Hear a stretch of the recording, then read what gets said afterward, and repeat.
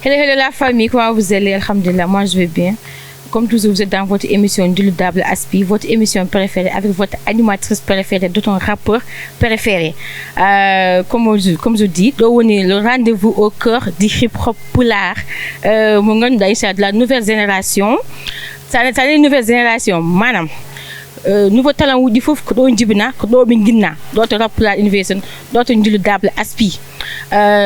manam ya tout hein premier âge deuxième âge ba troisième âge xana man ma njabot tamit machallah do ngatan rek dal lumière ma kuba ba faw mais tagal no bandirabe hande en kibi hobbe mawbe machallah je vous dis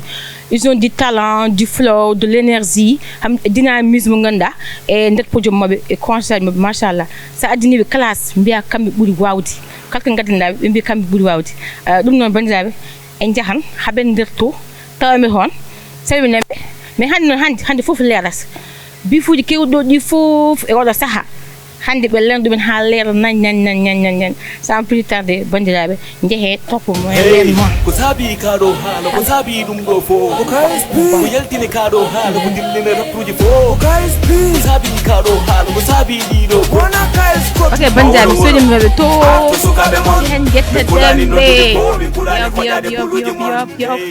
surprise non surprise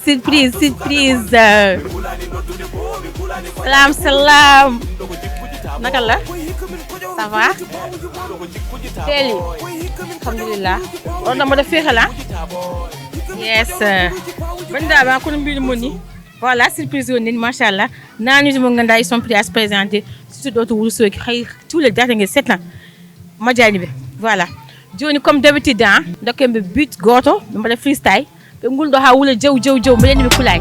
voilà sans plus tarder eyi moɓɓe guite ma aɗa nangue fudde jolduɗa ko labderel koyɗe mama ɗi tuppi ceerno ma funtima no rima kuuɗi ɓayre ma ko ɓayre buuɓi tayga settata e lubdi el bas ko ɓurma hawju tan mi yiyani komi keeɗi sowuji mame tawmi ɗum boy ko fiyani aɗa kala saɗa woyi comme no piyaɗo khalifa jinne rap fam komi nelaɗo minen puɗɗi bole minen ƴetti minen ko hayyimum mamma haat sissa faami min ko wone horam ko heƴani oɗo bit allah ne andi mbeɗa andi hay goto ɓurani fit kunsu gorko fiyantahi me deŋa jongoma holko saabi toni mane putto marar muyno ɓotte mine bar kaltu ɓandume ma fo nanta ko tar wiɓe he so jiyo par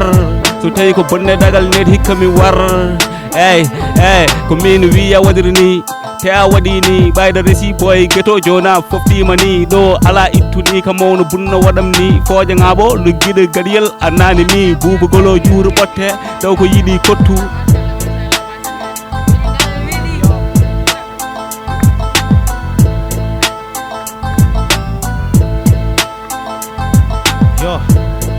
yo Scooby-Doo qui rap papa wiɓe yoɓe kollu ñoole ga komi FIFA ardu bonne yimɓe signé contrat ici tout le monde mo kone mi dogara combat Scooby-Doo qui rap papa wiɓe yoɓe kollu ñoole ga komi FIFA ardu bonne yimɓe signé contrat ici tout le monde mo kone mi dogara combat veline yiwni killa veline fima haysa firtu gira yiyata veline dila ansa fote yama suusa haalde holko mbiɗa ana bonnet indam kono wa ittude tewam haala saɗani feera laaso gujjo ani veli so ɗanim on dillara hol pindinomi boɗum mi joɗiɗe dari firtana towi iriji fuura caggalam andumi howi a ronku famde gandal mangal koko kali même dof bu ganna dof no musa frexi digu tali bisi ɓorniɗa ko orange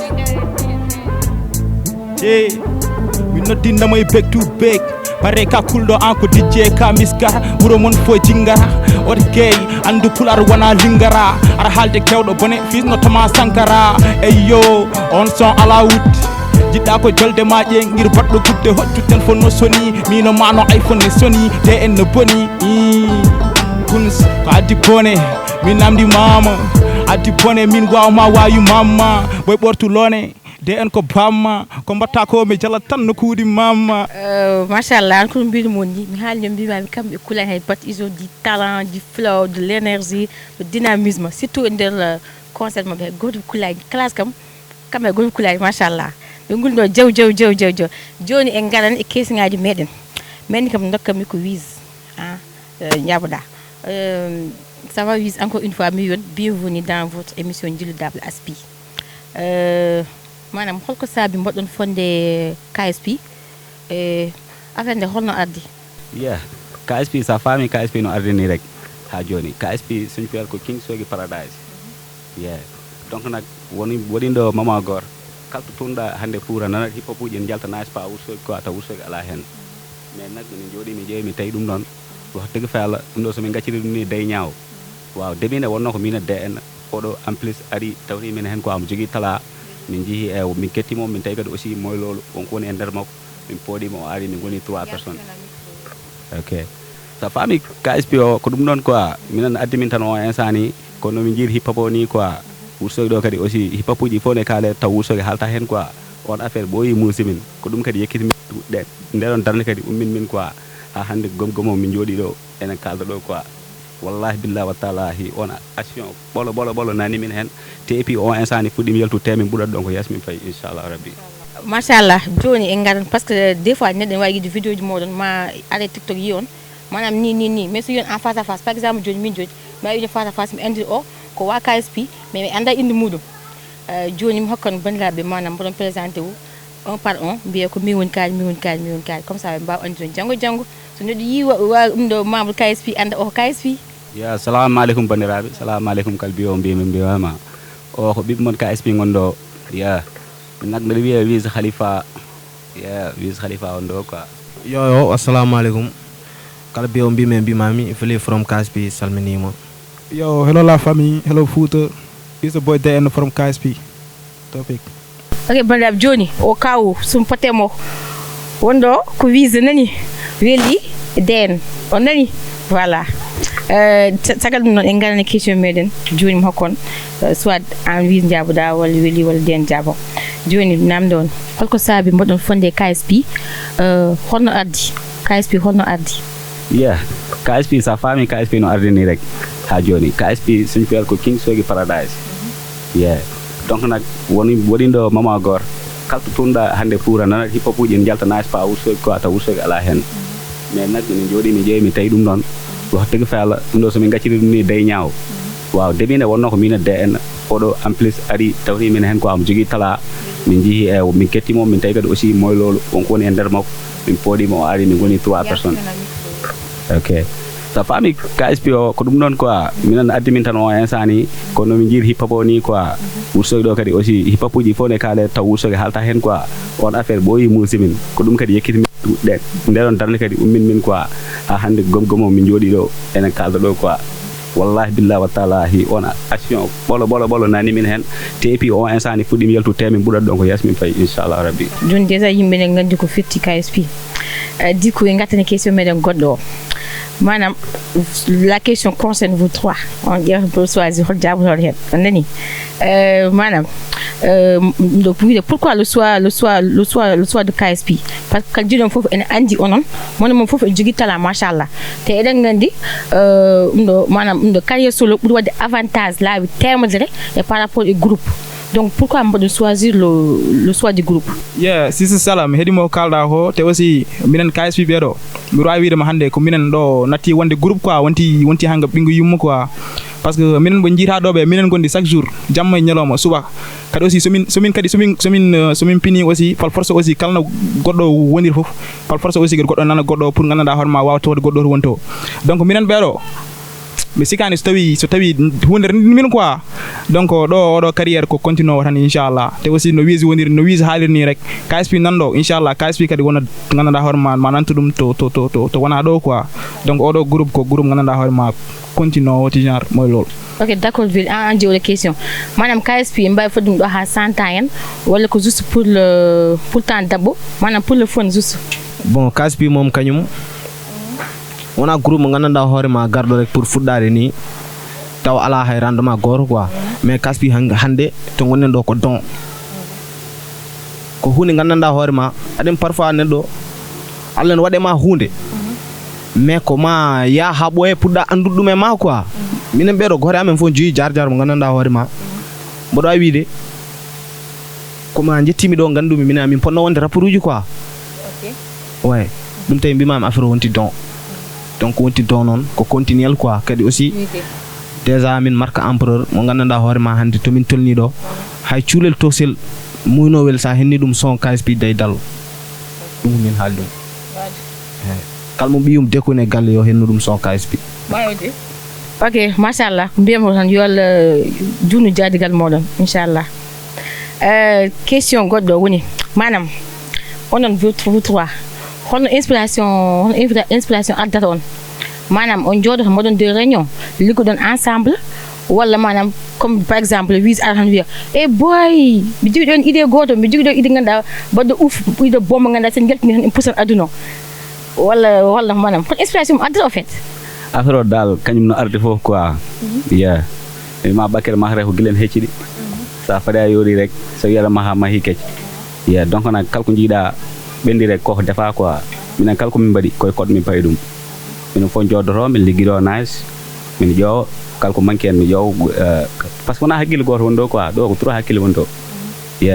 donc nak kala ko goto yi hen ko andi ɗo ɗum ɗo fewani ɗum ɗo e huccani e wuuro affaire o momtete watte hen ko waɗi nice ɗo dal minen amin ɗo kala ko jiiɗa KSP yaltin rek ko hoƴata temps ɗum tagui so yalti rek waɗat explosé hatta banggue goto quoi minen yo ko liggey quoi ok machallah ha joni on nani bandiraɓe kamɓe liggoto ko groupe ils sont koɓe 3 mais hakkillaji e ɓerɗe fof ko 1 voilà caggal ɗum noon namdon question goto manam on vous 3 hol ɓuuri wadde compliqué mo ganduɗa jomum so jodima oɗon mbaɗa hunde manam on jodima oɗon mbaɗa par exemple concert walla ko wawi wonde oɗon mbaɗa c'est entre vous jomum ara wiya non boy min ɗum ɗo yonani kam quoi ene heddine manki mais à la fin jomum attan hen manam atte e idée ji mon hen hol hen ganda ɓuuri wadde compliqué ɓuuri wonde perturbateur par ce que groupe fof en gandi woodi tan ɓuuri wadde perturbateur et compliqué c'est ça là pour min élément perturbateur ala ɗo e groupe o quoi parce que no min kewri wiidema ni minen kalko min mbaɗa koye ɓerɗe min guittata ɗum quoi donc no mbirum ni minen fof hande komin gotum quoi donc du genre kadi aussi hande Allah waɗi aussi min keeɓi hamko ko wayno Babsibi ko wayno hamko de wayno ki Toufa aɓe keewi quoi ɓe nan takoɗo quoi du genre hamko aɗa kadi aussi minen hande KSP no mbirumami ni c'est vrai que hande minen komin 3 personnes mais kadi aussi no woni wonɓe caggal quoi donc waɗi ɓen aussi kalko ko mbaɗi minen la min mbar tan ko rewde hen quoi donc aussi kalko mbaɗi aussi ko hunde wonde nice kadi aussi ɓe mboyi wadde hunde te affaire waɗa min apporter des choses quoi donc ɗo mi yani gandanɗa hoorema wona ko gomme KSP ko de donc mi yani hen ko gandanɗa hoorema ko élément complique de hen wala du genre mi mbaɗa hunde après jomum wiya non ɗum ɗo yaadani hen walni non joni onon KSP hol année KSP naate guemo e onon kon arbitan mana puɗɗon par carrière solo walla par carrière groupe c'est ça KSP de min puɗɗi ko 2021 KSP sosa quoi 2021 KSP sosa affaire o wonno ko den mo jihata ɗo eno ko ménagére wonno den kocciɗo ma ɗo ménagére wonno min boy goɗɗo ene wonna wiye Jabzo quoi o minen ɗiɓe gonnuno o won ménagére quoi yiha won benesa nak oɗo boy ari hen min goni 4 personnes yiha woni moment goto nak ke 2023 he cikkumi oto boy oppi quoi o waɗi carrière solo woni Jabzo nder won nak minen 3 ɓe min continue mais KSP o ko guil 2021 o sosa quoi wonno 4 personnes ha arti 3 o instant ni nak ɗo ferme moy lolu ok mi namdo on hono premier ɗo réalisation mon sawon mon holno wano par ce que enen fof eɗen gandi première réalisation son wona hunde wemde en namdi moyen kadi stress ga aɗa namdo est ce que somi yaltini ɗum ɗo est ce que ma wel fansuji est ce que ma wanni manam namdo holno yaari au fait c'est ça là kono mbirɗa ni rek arani aussi neɗɗo sa ummini mbaran hunde a naati hen aussi hamga fal force heɓaden de ɗum ɗo quoi de difficulté quoi parce que minen aussi ndemin nanoyramde ɓurmi nden mi mbattan haqqille no feewi quoi kadi aussi nden no wisirma ni min aussi ko mi wonno ménageur wonde hamga boyamen goto no wiye Jabzo ko ɓen jimanno quoi donc pour dire vrai oɗon sound hande sound moni premier men sound oɗon ha hande minen koyamen sa min mbawa reftude hen quoi par ce que nden aussi yama gina xam par ce que nden ɗo ara wona hen hamgar ɓeyɗo jogaden haqqille quoi hamga oɗon instant ni alhamdulillah woni la dijan moy lolo mi namdo on par ce que manam KSP no way jogorade dolini kalto jaada ɗo e Fouta surtout e Wourossogui nanta KSP dal ene wonti tan lamde ɓe nder barmi te wona fof oɗen gandi barmi so ala lamdam safata manam mba jogat doli onon manam hol gono tagal modon hol mo tagal KSP entourage mon et tout ya sister Sala mi nani halama bon tagal Allah nelado mudum amin jogi quelque gananda horema frère et sœur jammay nyalom subay kiide ko kambe min jiyata goro hen ni arde men hande en wiye tufa goddo kedi aussi ko ménagère amen mo gananda horema meeda wuppude min hay saha goro gilde musno ha min tolni to min tolni do amin jogi staff mo gananda horema ala romin noddarebe be mbasa notade min malgré moyo ala de mais berde de nen do quoi parce que dum don min bodo wiide neddo sa sa hebi berde mabbe rek a hebi be quoi parce que ko dum woni ko gananda hoore ma ko waynode ma an yeso so min noddibe jamma be garat so min noddibe nyalom be garat so min noddibe kal or mo min bay nodde be garat dal amin jatta Allah amin jattabe no fewi hande ko sababu ne mabbe hande min jettimo do en kede aussi minen beedo tarta no jirda min ni sa yi min bima ho bernde wotere wondo mo ray hokkudem exemple e koyde barme quoi minen tarbe sa fami ko min koyde barme rek sa iti goro wuro dum non tagi hay gore amen wa man kuddo quoi gor fo jogi rôle mudum mo gananda horema spécialement kanyum joueur dum don mais travail mo jihra do fo ko travail d'équipe ona travail individuel wona haydara ko hunde mo gananda horema addad mi addad berde men kawre hen kedi gofo ittar ko o fond e berde mudum yaltino quoi ala ko gananda horema ko min ciudodirto do hay gore amen suta goddo hunde min broy wadde ko gananda horema ko fewani parce que hollum nedo timmani l'erreur momé ime quoi so tawi wis yidum c'est normal o yemi feli dum do fewa itu dum do watirni sino sagam ko tego wadande o wannemi dum don parce que on est ensemble quoi manda sa famille dum don kedi woni gananda horema dental woni dole quoi hande kalko ala dental yara hay nokko tiagal Allah nelado mudum kulunaji di nendo saneni kulunaji nak falta e ciulel falta e modo falta e debbo falta e gorko en heewi dal nowri fof machallah mi namdo manam depuis carrière man ha joni combien projet baddon ya sister min jaltindo projet ji kewdi xam nga min jaltini do LDL du genre ko ben EP wono ba min jogi projet dal du genre mais wona kadi aussi kono cikirɗani quoi ya wona du genre affaire de mystère wala moy lol mais inchallah dedo balde min gone projet gor mo gananda horma ko mystère min jidi wadde dum quoi mais inchallah xam nga ko ben surprise gananda horma mo pro ko dum furankobe kadi aussi mabbe ji KSP goddo parce que won sikobe KSP xam nga du genre ko level ko ni ko na xam nga mais inchallah do pat d'ici quelques mois rek mabbe ji KSP goddo quoi so Allah lamdo jabi ok machallah nañu halama avi ko projet wona projet ko EP juste manam de sonné joni amana mi résumé dum non yeah c'est hadir KSP sa fami minen to min gondo hay so tawi min aminen projet de min jira même temps opode réseau ene bugo quoi hay so min gone to min gondo ko projet min gonde mais saha fof min dokka réseau hay singo sogor walla doso be gone mayde hen anda tanda minen min continue ligade ko min ligoro ko quoi yeah mais on sani projet mo min gone dow mo so yalti rek inshallah fuure hor mum de yani rappuruji de fuure hor mum fadat hamin bad ko min badat ko hamin par hamin dec den rappuruji jalta ba wadde ko jidi ko quoi sa fami yeah ko defare o so bendi quoi e ok mi fami halma joni wonna mi résumé e so wodi kebdi yaltuddi yeah dido tawji won sowji mo min kebno opide sa mene heddi quoi ko sabi kado hal nandar kaaji fuute de nandar foko projet he jeya opira yeah c'est juste que affaire odo hande mama affaire wonto tolni quoi a yidal wadde hunde tawa heban hunde taw yeah mais o insani alhamdulillah wonko min ciholno min kebi dum te inshallah projet o arad ko golbalo fo min gaccira dum so Allah jabi inshallah quoi do e pendant mois ji rek inshallah arad quoi so Allah jabi joni ngalan e alhaali yo ko aduna fo fadi e ngalan hen lerno min ha lera manam ante kanel orke jere wurosogi e sunu bomombe surtout non ola saha hakkude wurosogi e sunu bomombe ko wul jaw bifuji mbemi bifuji ola ngandi parce que olande dum do he manam jimi andu hoko sabi dum non ko addi odon bone sister no min kewri wini ran minen min ngala bone min gandiran ko neddo puddo bone taw suusa bone quoi yeah minen ko non min bay parce que minen mo jira do be minen wurso naaj ala wurso na min burmi sikun mo wana kuluna donc minen ko berde he ngoni quoi te aussi ko jijam he woni kal gananda horma rapport jaltude gananda horma woppi lawol fal force bi gartirere hen quoi donc aussi minen ko dum tan donc wona kadi aussi du genre wonde ne classe du genre wuro e wuro walni minen min classe no ko rapport ham go rapport ñola après du genre batiri wuro e wuro quoi yo ko non yaari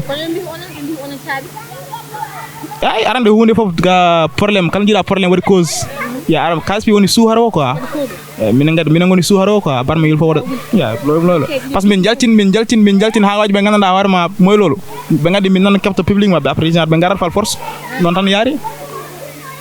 non tan ana ko dum ok ender hala cause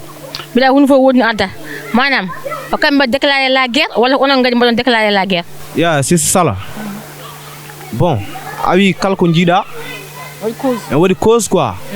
mais pour min cause o addi dum ko ciemede debbo quoi o mandi hoore mo sa ciemede debbo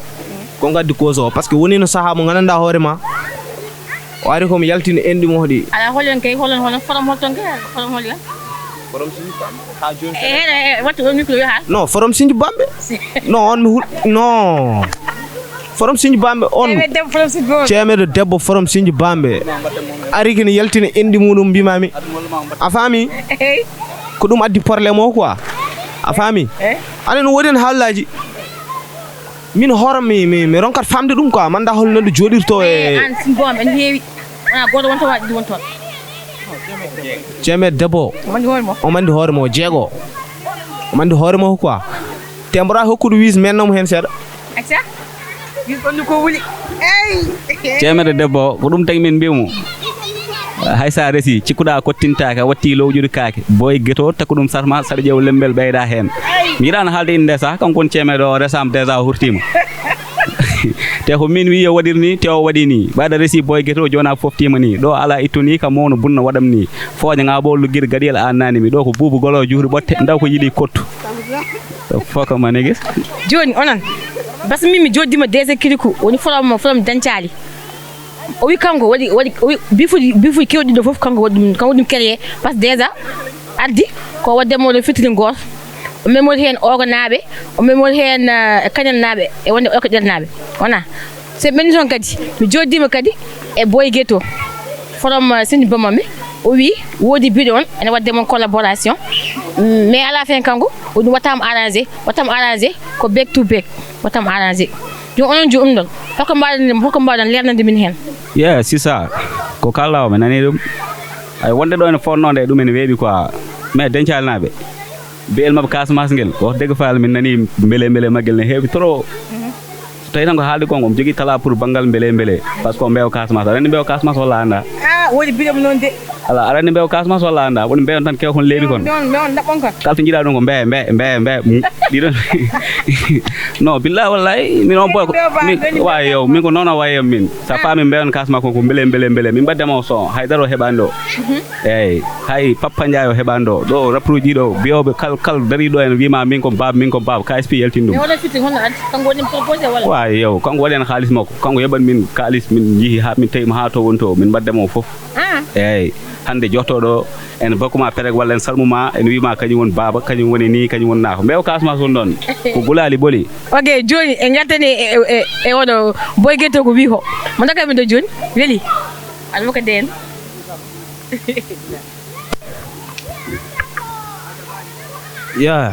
sister sala anen winam joni sam wayi ko ciemede debbo ha jonar haltanam haala makko aɗum ko problème o minen oɗo instant ni min ko donkomi famde ko jiiɓat hoorem nde parfois ko ardata mi oga banggue ho quoi diwan Sinthi Bambe to par ce que min pour min mbaɗmi considéré koɓe iya quoi iya manda so waɗa faami iya mo gandimo aɗen parfois joɗade haala hunde ɗum tiiɗani quoi mais aɗum ɓuuri tidde yahata ko kalta ho ko hunde gandanɗa hoorema ko woodi et aussi ko tiiɗema quoi ko gandanɗa hoorema sa leli men tagma ɗanade kala ɗum ɗon an hande sa yalti volontaire a wi wurso ala raba haali hawko yimmum ɗum tagami widam hay iya ɓuurma bonde barke seyna hay an ɓuuri hay iya bonde safrla won probléme o ami ɗonki famde rapport e rappikinowo quoi manda sa fami ay minen min gona ben minen min garan tan pour gananda hoore ma dillude seeda natta quoi min ganda dum minen gil min puddi min poftay barke Seydina Muhammad so tawi nadda waɗani ɗum témoin malla a yiyani ɗum a yirani ɗum girma ka waɗani min chiffre minen gil min puɗɗe guemo ala to min ɓumni ala to min pofti a faami seul le travail qui paye ɗum tagi ƴeew min gomani haydara sona travail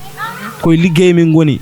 jamma e ñalom suba e kihiɗe min ganda woni foftade ɗum tagi ɗiɗo boji mba dartinde minin ɓe dartinta amin te min ɓe tampinat koye mabɓe rek manam e nder haala ma mbiɗa boy gueto ko haali ko wona ɗum woodi joni est ce que an a wawi lelna min a wawi haalde min affaire nde holno yaaduno du début jusqu'à la fin no mbirum ni rek jooɗade haala hunde mettani quoi mais yahro kalda ho ko hunde gandanɗa hoorema an hoorema sa lilim yahto waɗɗano quoi min ko ɗum mbimi quoi par ce que darade en haala yennen haalullaji so tawino ko gorko wonno min mi wattama considére ko gorko quoi par ce que pour min ko PD quoi ko gorjiguen hay so woni no gonga sahade sa holko baddara sekka e neɗɗo aɗa foti suurdemo quoi holko gandanɗa hoorema jaran kata haal ɗum mais ko iya ko mbimi hoore ɗum on probléme o ko iya hande ko wadde éventé ene haala ene weddo minen min mbatta éventé de min piyata ha muusa minen min piyata min natta de non min piyata min daro sa felli min mbarma minen ko noon min mbayi ala weddade natten mogginode non min piyata ha wuro ngo anda min piima ɗum woni KSP hay goto min paltorawo ala kadi mo gandanɗa hoorema gonɗo ɗo e fuura ene wawi wadde ko gandanɗa hoorema minen komin mbawa wadde walla daro haala ko gandanɗa hoorema komin mbawa jabade ɗum on ala ɗo e fuura on ala ɗo par ce que hollum ɓe liggay joni ko haali ko kalɗa hen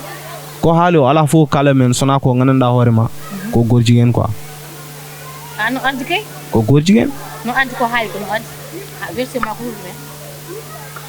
version am ko hollum aɗen woni no saaha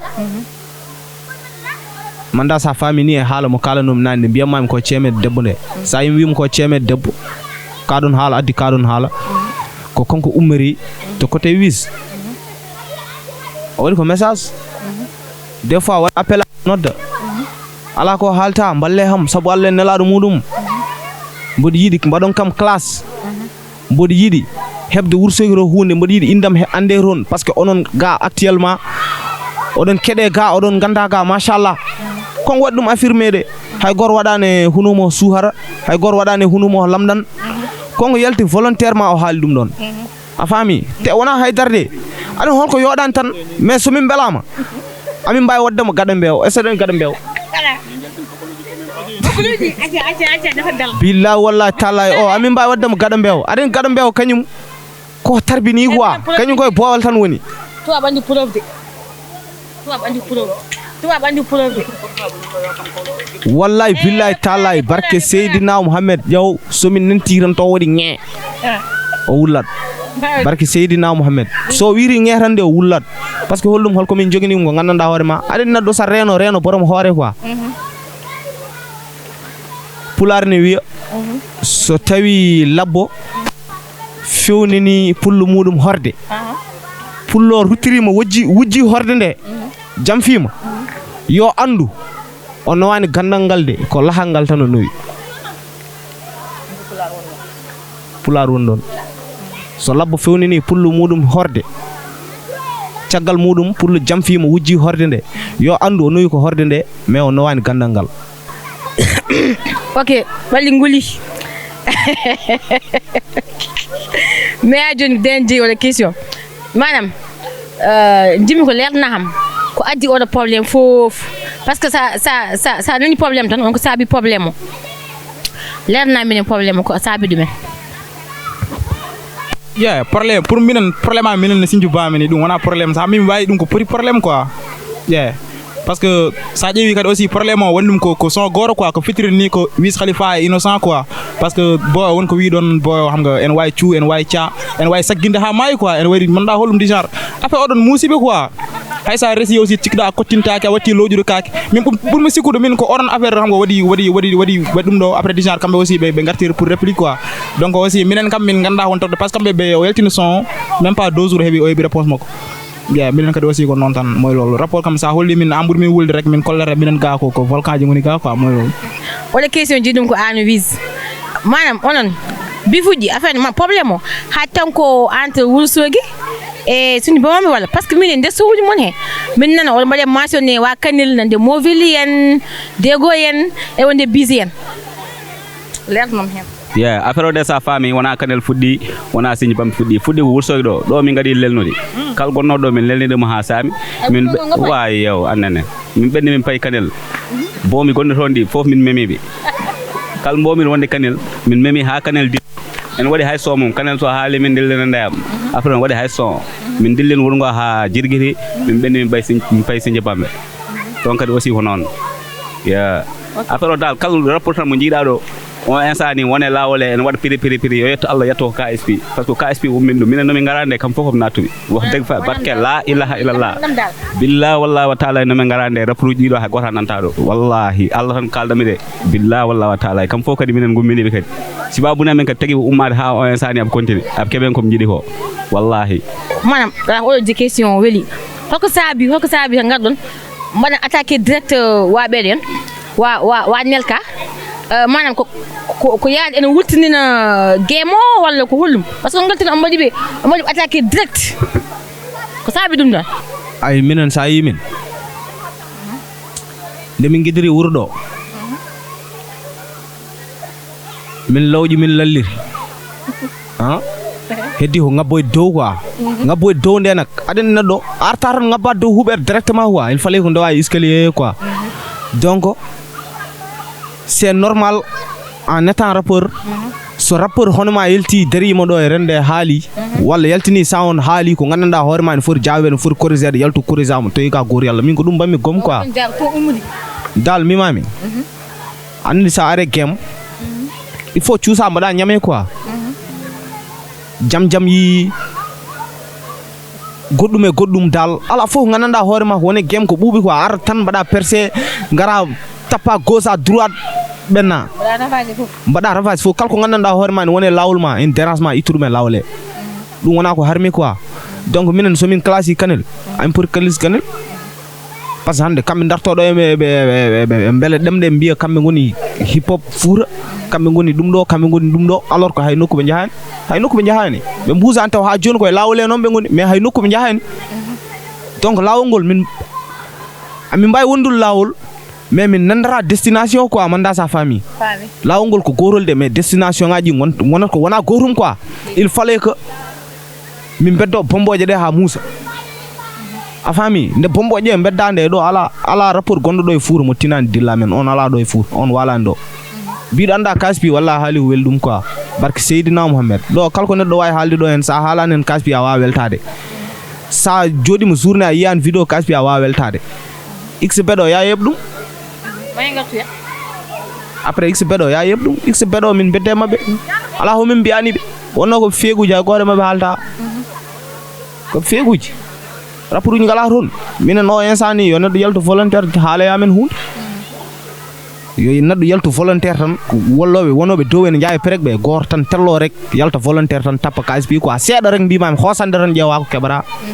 a hebar ko musma wel mame tuma ok a wadde machine xbet so nganda machallah baddo en it kalte de partout mais ba non hoken resi hoken son voilà kidio yimbe nda kidio ngatta do en plateau he esmero via taki mu taki esmero no howe taki mu nan taki ne men zura xbet temin ke patnaro min zura xbet temin ke patnaro ko do ko tal mero est ce que me jetti mo mero so musi ma halan pawo min zura xbet temin ke patnaro min zura xbet temin ke patnaro ko do ko tal mero. Ok, merci Rezi. Jole ngatten xbedo ndakam hen goto mon sax ok manam kala min xbedo wodde it machallah kalto jaada surtout TikTok o tawa défilé ham ko tawi ma kanko tan jisa manam mi wulsa mowuji mo ganda ettoje manda code mi sepa nen hen yimma manda hollumi famula mi ngam so leftin hen min kam mi model left sa het wonen sa dem bi on ettima joni jimmi ko lerno min odo modo min résumé odon xbet sister salam hedi ma halama no wan isbedo mir wawi de mo si on o mo jaa ngana horma ko boydi hande plan de carrière KSP yaade quoi ko kottal mero ko tigi ko min ƴettiɓe aha minen min ngala ngana horma ken jaara ni wal dijar moy lol eyo kon non yaari kadi won isbedo wadi it parce que won goto jigen gor moyim ponno parce que jalto ma haale rap 221 quoi ko bi rap 221 wadani rap kal jaltuden bakke rap 221 ko min bi ho rek min jogi numéro aja men nan don no demin min degla compte mum quoi ko dum don wona goddum non moy lolo parce que isbedo won ji parce que affaire ko ngana horma ko réplique donc son ko réplique donc son ko ay ko der kubleji no wari yimbe fof mais refrain ko goor jeydum quoi non on ko moy lol non ya gen xam non acir non rek après 10 ans xam kambe commentaire ji mo kalan ko hol gondo on ko karel do dia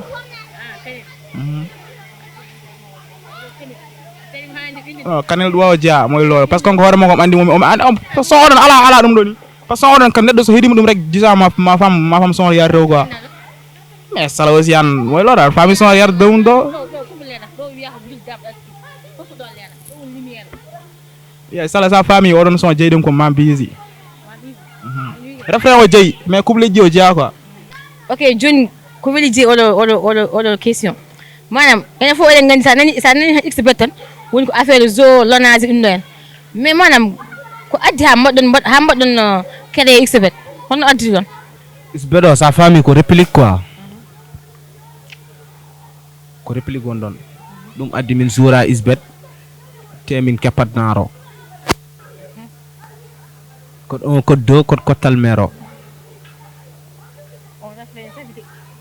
on affaire non ko réplique on affaire ko gananda hoore ma ko réplique to hoso mumin beddino brodo goro il paraît que huli yo majji quoi quelque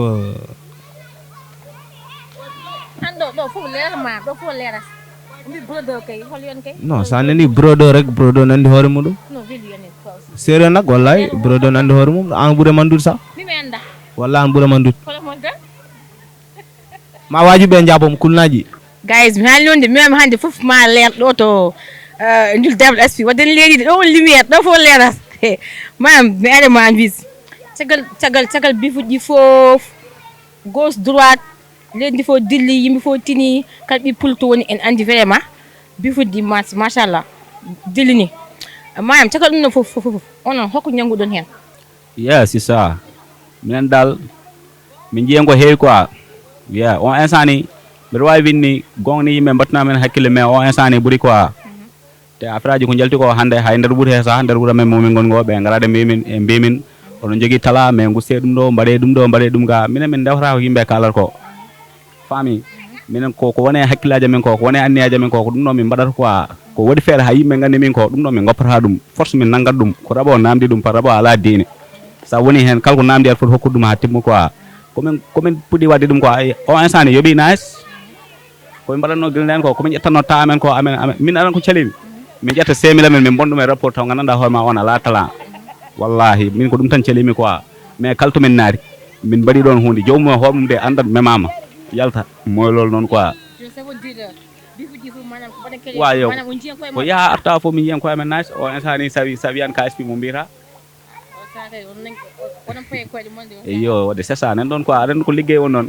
donc loolu noon ñun ñoo ko liggey te nomin liggiri ɗum ni en même temps kadi ha joni amin jogui vision goɗɗo ɓurɗo oɗon wadde garaw nen ɗo e nder koye amen hay mawɓe ko memete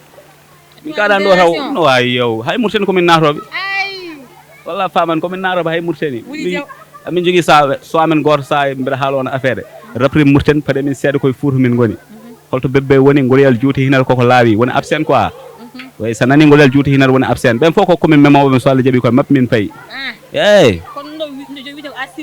a suivre wiyete minen min kaɗan ɗo KSP kulnaji ɗo attanken guuɗi ɗiɗo 3 wayi yo mi ƴeew hippa fo inchallah ƴeew artat ko ha rompoye Wourossogui ɗo min garamo ɗon min ngala temps wallahi wis haali wis you a suivre afinde gasani to fuɗɗe tasani gasa ay way joni e gartane den manam caggal bifuji on ko mbiyata ko caggal haade caggal bone fof ko jaam manam est ce que manam on jogdide link entre vous wala mbaɗɗinɗo invité des concerts manam dal en résumé est ce que on jogdi en dehors kala suuji e fof est ce que on jogdi des bonnes relations? Yeah, sister. Yeah, comme no kewrum wini parce que minen wonko min pudde yide hen quoi.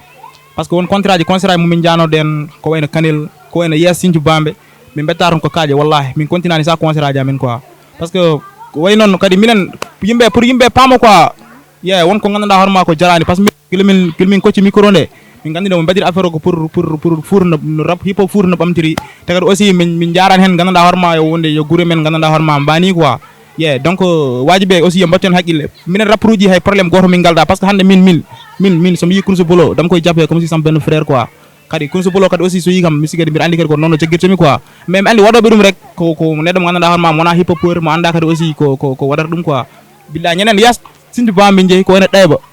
min continuani concert ko kaaje ngandanda horma bedda kanel kadi aussi ko pareil. Yeah, donc nak aussi dum don kam min puddimi yiddum hen quoi parce que aussi lol nice. Yeah, mo lol. OK. Ano Willy manam tiagal ko den haali ko en hol message mbata hen lancer par rapport à dum non? Bon min kala mi hen tan ko yen gustu station quoi ngartiren hagillaji men ganden kadi hip hop wona hay dara wona nyaamundiral wona jukutiral labeje wona barundiral quoi ko hunde gananda hoore ma yo weltan yo wat game yo wur ko dum woni fandara men quoi. Mais yaade hande par exemple minen hande ya ha to tolno gananda hoore ma min pour jour Sinthiou Bambe min biya men joura ron. Pourquoi? Parce que hollum min badi classe uji nan bada gauche à droite hankidin public minen hay tar min badande minen ko classe min badi mais public o kambe pour miijaade affaire gor woni hollum en bada civilisé o quoi be ganda neddo a hada ko supportude rapport ma a hada ko wadde valoriser rapport ma mais holto gananda hoore ma werlaade kaaje imagine gondo dow en zo en ari weltinde sa fi dum hayre a heli hoore mudum après wona geste gananda hoore ma joddo quoi te forano wonde der gananda hoore ma fuura eyyi biden keden gummin hip hop fuura mais seden gummin hip hop fuura yo yaade image mo gananda hoore ma image joddo quoi taw yettay to for yetta to voilà donc en gartirat hagillaji men ten ganden ko rap ciagar rap enen jiidi me baba ken bibbe halpulereebe quoi. Voilà do non neddo ko bandum ko dum wiya neddo ko bandum nak ananga neddo ko bande dum do ko rap wonno rap benni ga nati rap quoi taw so gore amen fon wa yid goddo taw hersani taw tukayi ay jangoy jam quoi manda sa famille na rafet rek quoi. Voilà mais à part dum don manam KSP onon hoko wimbay fadde modon actuellement ni? Yeah, KSP hanki KSP hande KSP jango KSP forever. Donc kala gido KSP mbaro wima ya wattu haggille quoi kadi ganda kadi aussi koy liggey men goni min meeda foftade hay saha goro min meeda wadde pause kadi aussi hay saha goro quoi ko koy focus tan min goni odo insani nak